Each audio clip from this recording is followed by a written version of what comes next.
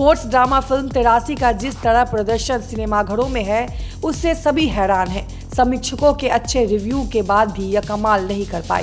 इसका अंदाजा तभी लगाया जाने लगा था जब क्रिसमस वीकेंड पर फिल्म का कलेक्शन ठीक ठाक रहा था, जबकि इससे उम्मीदें कहीं ज्यादा थी। 83 के साथ ही इस वक्त सिनेमाघरों में हॉलीवुड फिल्म स्पाइडरमैन नो वे होम और साउथ की फिल्म पुष्पा लगी हुई है, जो अपनी धुआंधार रफ्तार बरकरार रखे हुए है। 83 का कलेक्शन पहले दिन से ही छोटे शहरों की अपेक्षा मेट्रो शहरों में अच्छा रहा है।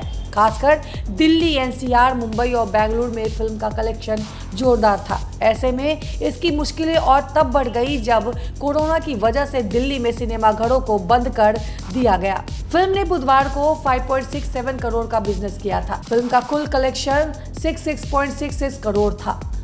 गुरुवार के शुरुआती आंकड़ों के मुताबिक फिल्म ने 5.43 करोड़ की कमाई की थी। फिल्म ने 72 करोड़ का कलेक्शन कर लिया था। फिल्म की कहानी 1983 में हुए वर्ल्ड कप पर आधारित है। फिल्म में रणवीर सिंह पूर्व क्रिकेटर कपिल देव की भूमिका में है, जबकि दीपिका पादुकोण उनकी पत्नी रोमी का किरदार कर रही है।